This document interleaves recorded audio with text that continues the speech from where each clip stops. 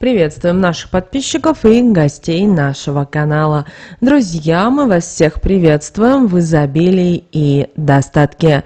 Сегодня в этом видео уделим внимание народным приметам, традициям и обрядам на 4 июля. Поговорим о церковном календаре, поговорим о народном календаре, уделим внимание тому, что можно и чего категорически нельзя делать. Итак, друзья, давайте далее все более подробно. 4 июля в православной церкви этот день посвящен памяти двух мучеников – преподобного пресвитера Иулия и диакона Иулиана, а также святого Иулиана Тарсийского.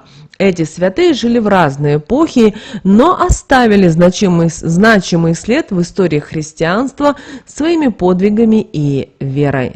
Святой Иулиан Тарсийский родился в конце 3-го, начала 4 веков в Малой Азии, в провинции Киликия. Он был сыном сенатора-язычника и христианки. После смерти мужа мать Иулианы переселилась с сыном в город Таре, где крестила его и воспитала в духе христианского благочестия.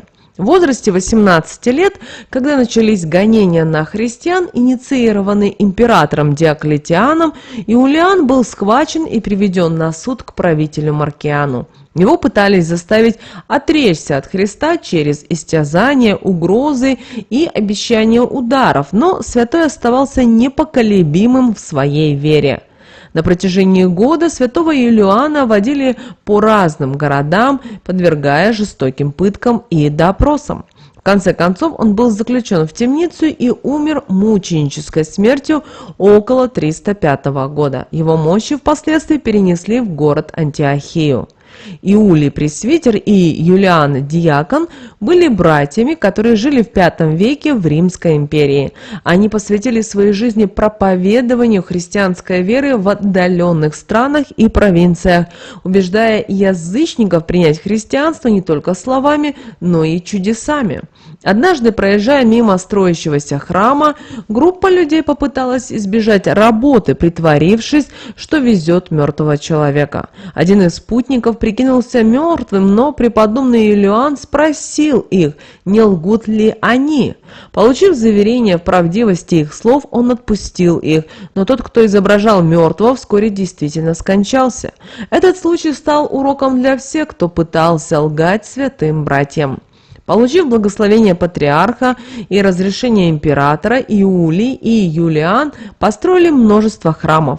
Преподобный Иулий, предчувствуя скорую кончину, отправился искать место для постройки своей 100-й и последней церкви. Достигнув озера Мукарос, он увидел красивый остров, но из-за большого количества змей на нем никто не мог поселиться. Помолившись, Иулий приплыл к острову на своей мантии, водрузил крест и повелел всем змеям уйти. Ядовитые гады уползли в озеро и обосновались на горе Камункин.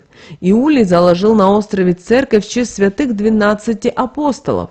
Иулиан в это время завершал строительство церкви около города Гавдиана и устроил при ней гробницу. Таким образом, оба брата подготовили места для своего упокоения. Их гробницы стали местом паломничества, и многие больные получали исцеление. В православном церковном календаре 4 июля продолжается Петров пост, который является важным периодом духовного очищения и сосредоточения для верующих. В этот день особенно важно соблюдать определенные правила и избегать действий, которые могут нарушить духовный настрой. Давайте подробнее рассмотрим, что нельзя делать в этот день по церковному календарю. Во-первых, не стоит разжигать страсти. Будь то гнев, зависть, похоть или другие негативные эмоции, все это препятствует духовному росту и отдаляет от Бога. В Петров пост можно сохранять внутреннее спокойствие и сосредоточенность. Это время предназначено для работы над своими недостатками и усиления духовных добродетелей. Важно избегать ситуаций, которые могут вызывать негативные эмоции или провоцировать на греховные поступки. Вместо этого старайтесь культивировать в себе смирение, любовь и доброжелательность. Петров пост – это время духовного сосредоточения, молитвы и размышлений. Светские развлечения, такие как походы в кино, Концерты, вечеринки могут отвлекать от духовных задач и способствовать рассеянности. В этот период лучше избегать мирских удовольствий и посвятить свое время духовной практике. Чтение духовной литературы, участие в богослужениях, молитва и медитация помогут укрепить внутренний мир и приблизить к Богу. Пост – это время, когда верующие дают себе обещание отказаться от определенных продуктов или привычек, чтобы усилить свою волю и дисциплину. Нарушение обета свидетельствует о слабости воли и недостатке самообладания, что мешает духовному совершенствованию. Если вы дали себе обещание на время поста, важно его соблюдать. Это не только укрепляет внутреннюю дисциплину, но и помогает достичь духовных целей. 4 июля в этом году выпадает на четверг. Напоминаю, продолжается Петров пост, однако в этот день недели разрешается есть рыбу. В народном календаре 4 июля был известен как Ульянов день, который издавна считается магическим. В этот день наши предки проводили всевозможные обряды, способствующие укреплению семейных и любовных уз. Это время славилось магическими силами, и влюбленные использовали его, чтобы укрепить свои отношения и привлечь удачу в любовных делах. На Ульянов день люди вспоминали легенду о юноше и девушке, которые никак не могли найти друг друга.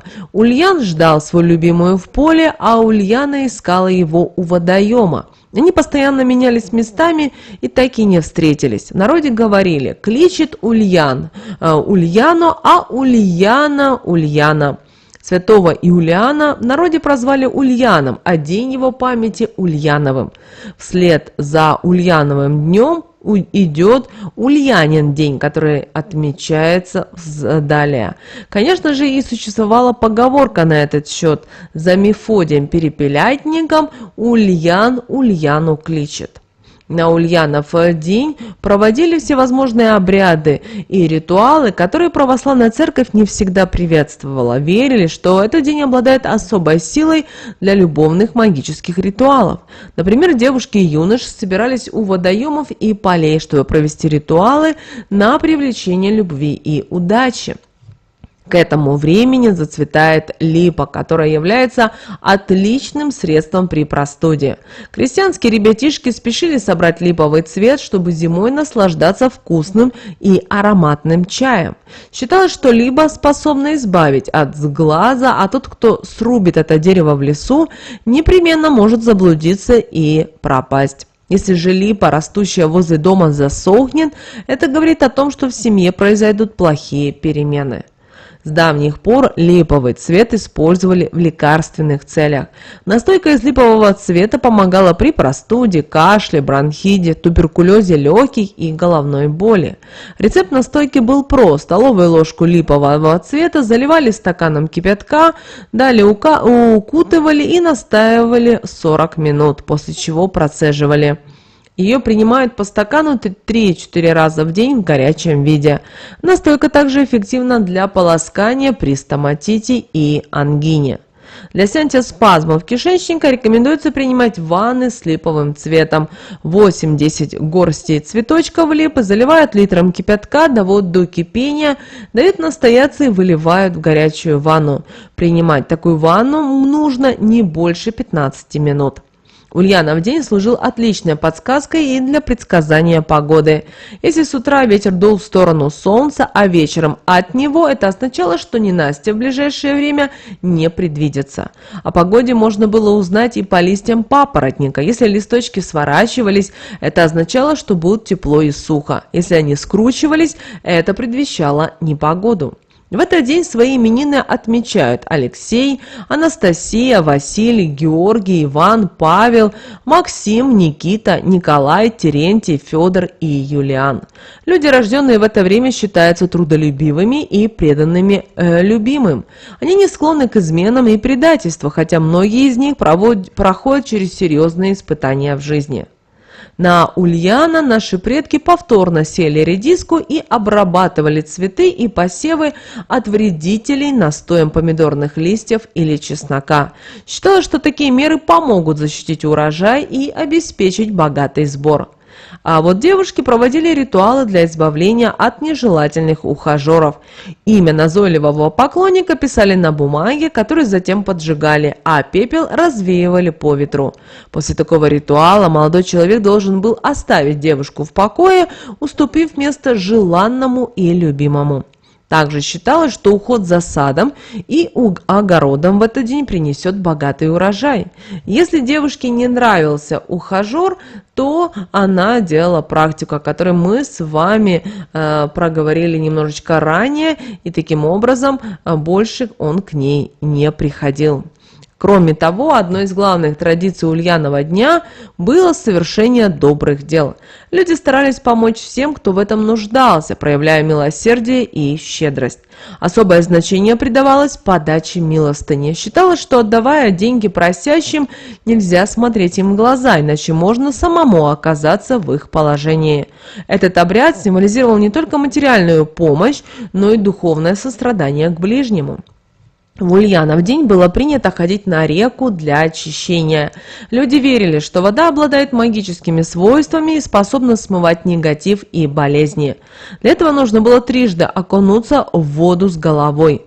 После выхода на берег требовалось перекреститься и поклониться реке и солнцу, выражая благодарность за очищение и обновление. Этот ритуал символизировал очищение души и тела, обновление и гармонию с природой. Свадьбы, сыгранные в Ульянов день, считались особенно удачными. Наши предки верили, что брак, заключенный 4 июля, будет крепким и счастливым. Молодоженам сулили долгую и гармоничную жизнь, наполненную миром и согласием. Считалось, что такая семья будет жить в достатке и благополучии, а их любовь принесет много здоровых и умных детей. Поэтому многие пары стремились назначить свою свадьбу именно на этот день, чтобы привлечь в свою жизнь счастье и удачу. Ульянов день издавна считался магическим и был посвящен любви и романтическим отношениям. Именно поэтому существовало множество примет и запретов, связанных с этим днем. Давайте и мы с вами рассмотрим, чего нельзя делать в Ульянов день и почему. В Ульянов день категорически нельзя было проводить черные магические обряды, включая присушки и привороты, направленные на разрушение любовных отношений или подчинение воле другого человека. Наши предки верили, что эта дата связана с искренней любовью, которая не нуждается во вмешательстве магии. Нарушение этого запрета могло привлечь проблемы в личной жизни и обречь человека на одиночество. Запрещалось в этот день ругаться и ссориться, особенно влюбленным парам. Считалось, что поссорившиеся в этот день больше никогда не помирятся. Поэтому в Ульянов день нужно было быть особенно терпимыми и сдержанными, чтобы сохранить гармонию в отношениях. В старину верили, что влюбленным нельзя разлучаться в этот день, даже если на 4 июля намечена командировка или другая поездка. Такое расставание могло затянуться на долгое время по независящим от них причинам. Если поездку невозможно было отменить, парам рекомендовалось обменяться прядями волос или вещами, чтобы сохранить энергетическую связь. Если была запланирована свадьба, лучше не откладывать ее, а отметить именно 4 июля. Считалось, что брак, заключенный в этот день, будет крепким, долгим и счастливым, а в семье родится много здоровых детей. Не стоит опаздывать куда-либо даже на несколько минут, иначе весь день пойдет насмарку. Особенно важно не опаздывать на свидания. По верованиям наших предков, сегодняшнее опоздание может привести к расставанию пары. Девушкам особенно советовалось не приходить поздно на встречи с любимым человеком. Запрещено было рассказывать о том, как прошло первое свидание. Считалось, что если подробно рассказывать об этом, то свидание может оказаться последним. Лучше отвечать на расспросы друзей и подруг расплывчато. 4 июля также девушкам не рекомендуется умываться простой водой. Нужно вставать пораньше и собирать росу, которую следует обтирать лицо, начиная с глаз. Считалось, что парень, глядя на умытое росой лицо, сразу же влюбится в такую девушку. Кроме того, в православной традиции и народных обычаях существовали и определенные правила и запреты, связанные с разными днями года, и 4 июля не является исключением. Вы знаете, сухую уборку 4 июля проводить не запрещается. Однако существует поверье, что ходить по мокрому полу в этот день все-таки нежелательно. Наши предки верили, что это может привести к слезам и расставаниям. Поэтому лучше ограничиться только сухой уборкой, чтобы избежать возможных неприятностей. На обновление прически в этот день, 4 июля, запретов нет. Вы можете спокойно посетить парикмахера и обновить свою прическу. Считается, что стрижка в этот день не принесет никаких негативных последствий и может улучшить настроение. Купаться в этот день можно, если погода благоволит. Погружение в воду может иметь оздоровительный эффект и помочь смыть накопившийся негатив. Однако стоит помнить о мерах безопасности и избегать купания в незнакомых местах. Вполне возможно сегодня избавиться от мусора, всего старого и ненужного.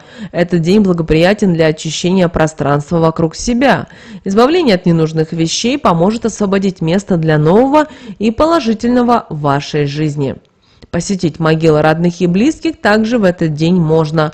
Уход за могилами, молитва и поминание усопших – это важные аспекты духовной жизни. Этот день является подходящим для того, чтобы отдать дань памяти тем, кто ушел из этого мира. Друзья, вот такой у нас с вами день, 4 июля, по народным приметам, традициям и обрядам. Прямо сейчас ставьте лайк, обязательно подписывайтесь на наш канал, если вы еще не подписаны, друзья. Ну а прямо сейчас на экране вы видите два всплывающих окна. Это следующие рекомендованные видео для вас. Нажимайте на то видео, которое вам на интуитивном уровне понравилось больше, и смотрите. Друзья, всех вам мыслимых и немыслимых благ. Услышимся уже буквально в следующем видео.